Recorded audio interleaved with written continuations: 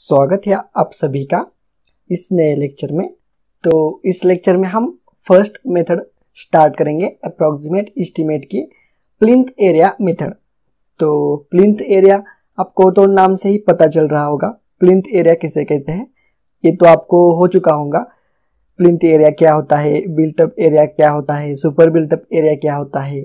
अगर आपको नहीं होगा मीन्स आपको पता नहीं है तो आप कमेंट भी कर सकते हो। मैं किसी और लेक्चर में ये सब कुछ जो भी टाइप के एरिया होते हैं ना, तो वो सभी एरिया में एक्सप्लेन करूंगा विथ एग्जांपल के साथ, अगर आपको मालूम नहीं है तो चलो प्लिंथ एरिया मेथड देखते हैं हम।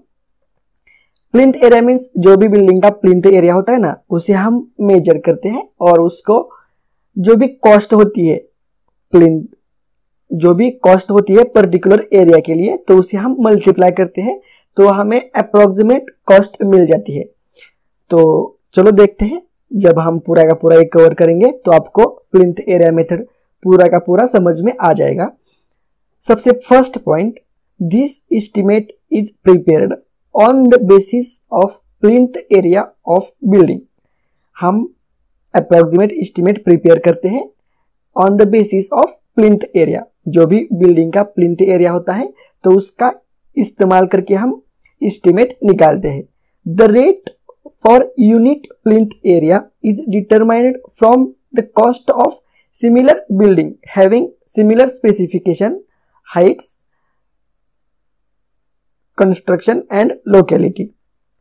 तो हम कॉस्ट निकालते हैं सबसे पहले, प्लिंथ यूनिट प्लिंथ एरिया के हम कॉस्ट निकालते हैं बाय यूजिंग सिमिलर बिल्डिंग।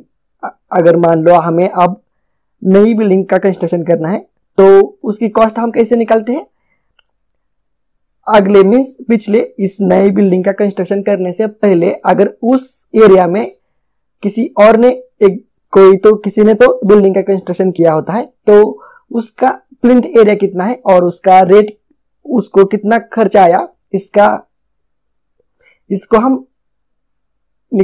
इसका यूज करके हम प्लिंथ एरिया रेट निकालते हैं।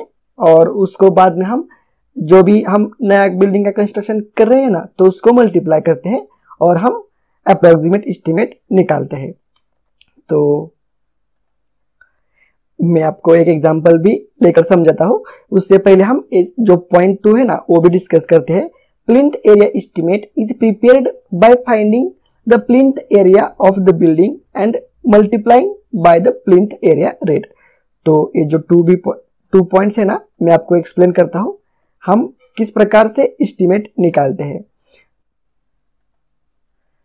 तो हम एक एग्जांपल देखते हैं। तो ये जो प्लान आपको स्क्रीन पर दिखाई दे रहा है ना, ये वाला प्लान, तो ये प्लान ऑलरेडी इसका कंस्ट्रक्शन हो चुका है। समझ में आ रहा है मैंने क्या कहा, इस प्लान का ऑलरेडी कंस्ट्रक्शन हो चुका है। और इस प्लान की मैं यहां से यहां पर विड्थ मान लेता हूं 8 मीटर मान लेता हूं, और यहां से यहां तक इसकी लेंथ में 10 मीटर कंसीडर करता हूं। समझ में आ गया आपको। और इस बिल्डिंग को, ये जो प्लान दिखाई दे रहा है आपको, इस बिल्डिंग का कंस्ट्रक्शन करने के लिए मुझे कॉस्ट कितना आई है, 10 लाख रुपीज। समझ में आ गया है, 10 लाख रुपीज मुझे कॉस्ट आ चुकी है इस बिल्डिंग का कंस्ट्रक्शन करने के लिए। तो मुझे किसी और बिल्डिंग का अप्रोक्सीमेट एस्टीमेट निकालना है। सबसे पहले हम क्या करेंगे, पर स्क्वायर मीटर रेट निकालेंगे। तो ये तो बिल्डिंग ऑलरेडी कंस्ट्रक्शन किया है इस बिल्डिंग का, तो इस बिल्डिंग की साइज कितनी है, 8 मीटर बाय 10 मीटर। तो टोटल एरिया कितना आ जाता है, 8 इंटू 10 करने से 80 मीटर स्क्वायर हमारे पास एरिया आ जाता है। समझ में आ गया आपको, 80 मीटर स्क्वायर हमारे पास एरिया आ गया, 80 मीटर स्क्वायर हमारे पास एरिया आ चुका है। अब हम क्या करेंगे, कॉस्ट निकालेंगे per metre square. Per metre square cost कितनी आ चुकी है ये हम निकालेंगे। तो total cost per metre square हम क्या करेंगे, इस बिल्डिंग को कंस्ट्रक्शन करने के लिए टोटल कॉस्ट कितनी आई है, टोटल कॉस्ट कितनी आई है उसको हम डिवाइड करेंगे एरिया से। तो हमारे पास इस बिल्डिंग की कॉस्ट आएगी पर मीटर स्क्वायर। तो टोटल कॉस्ट कितनी आई है 10 लाख रुपीज। उसे हम डिवाइड करेंगे एरिया से मीन्स 80, तो हमारे पास कॉस्ट निकल कर आती है 12,500 rupees per metre square. Means मान लो 1 मीटर स्क्वायर है, यहां से यहां तक एक अलग मीटर स्क्वायर है, तो 1 मीटर स्क्वायर का कंस्ट्रक्शन करने के लिए हमारे पास कॉस्ट आ जाती है 12,500 रुपीज पर मीटर स्क्वायर। ये तो बिल्डिंग ऑलरेडी कंस्ट्रक्शन इसका किया है। अब हम क्या करेंगे, हमारे पास कॉस्ट तो आ चुकी है ना, हमें कॉस्ट तो मिली है, पर मीटर स्क्वायर कितना आई है कॉस्ट 12,500 रुपीज।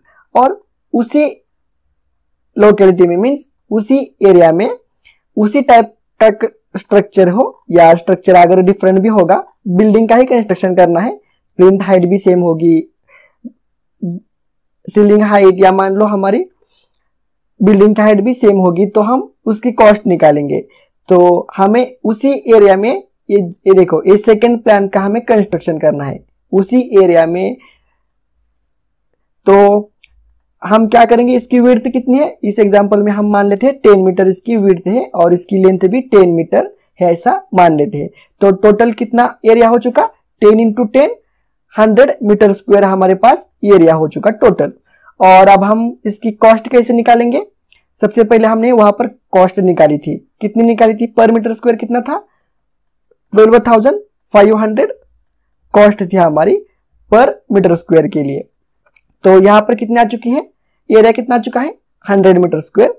तो approximate cost of the building, तो हमें इस नई बिल्डिंग का कंस्ट्रक्शन करना है, इस न्यू बिल्डिंग का हमें कंस्ट्रक्शन करना है। तो इसकी कॉस्ट हम कैसे निकालेंगे, अप्रोक्सीमेट कॉस्ट हम इसका जो भी एरिया है ना उसको हम यूनिट या प्लिंथ रेट से मल्टीप्लाई करेंगे। हमारे पास प्लिंथ रेट कितना आ चुका है 12,500, तो हमारे पास टोटल बिल्डिंग की कॉस्ट यहां पर आ जाती है 12,50,000 रुपीज। तो समझ में आ गया हम अप्रोक्सीमेट कॉस्ट कैसे निकालते हैं। सबसे पहले हमने क्या किया, सबसे पहले ऑलरेडी जो जिस बिल्डिंग का कंस्ट्रक्शन किया है उसको उसका कितना खर्चा आया उसको हमने डिवाइड किया एरिया से। तो हमारे पास पर मीटर स्क्वायर हमें ये प्लिंथ रेट मिल चुका, पर मीटर स्क्वायर इतनी कॉस्ट आएगी पर मीटर स्क्वायर। तो अब हमें इस न्यू बिल्डिंग का कंस्ट्रक्शन करना है, और न्यू बिल्डिंग का कंस्ट्रक्शन करने के लिए हम क्या करेंगे, इसका जितना भी एरिया है तो उसको इस रेट से मल्टीप्लाई करेंगे। तो यहाँ पर हमने वही किया है और हमने यहाँ पर कॉस्ट निकाली है।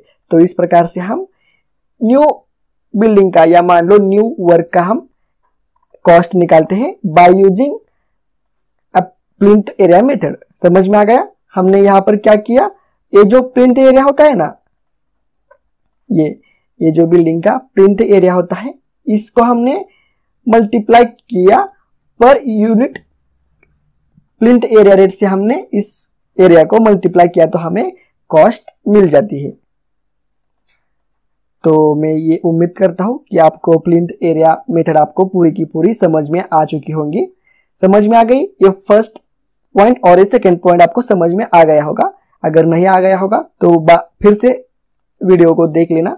अब हम थर्ड पॉइंट देखते हैं। For a multi storey building the plinth area estimate is prepared for each story separately. Means ये पॉइंट क्या कहता है, मान लो ये ग्राउंड फ्लोर है, इस टाइप की हमारी बिल्डिंग है। तो हमने जिस प्रकार से ग्राउंड फ्लोर के लिए ये इसका टॉप व्यू है, मीन्स इसका एरिया है, हमने एग्जांपल लिया था ना 10 मीटर बाय 10 मीटर का।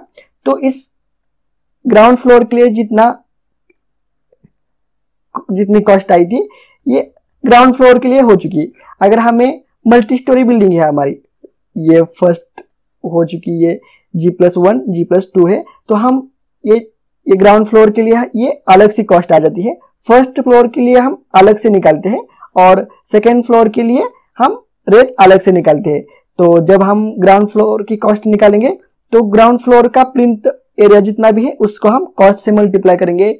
फर्स्ट फ्लोर का एरिया जितना है उसको हम कॉस्ट से मल्टीप्लाई करके हम फर्स्ट फ्लोर का अप्रोक्सीमेट एस्टिमेट निकालेंगे, उसके बाद सेकेंड फ्लोर का। जिस प्रकार से कितने भी मल्टी स्टोरी हमारी बिल्डिंग क्यों ना हो, उस प्रकार से हम अप्रोक्सीमेट कॉस्ट निकालते हैं।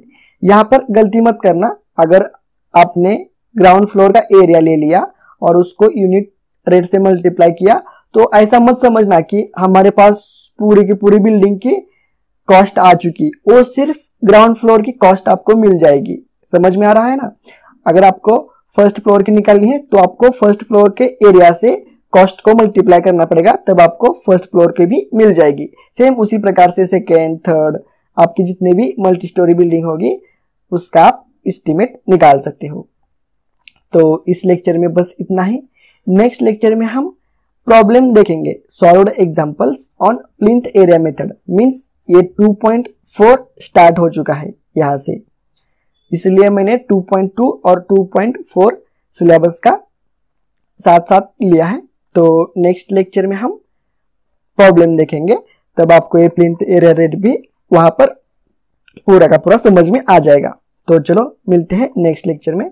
अगर आपको वीडियो अच्छा लगा तो लाइक करो, शेयर करो और कमेंट भी करना मत भूलो। तो चलो मिलते हैं नेक्स्ट लेक्चर में।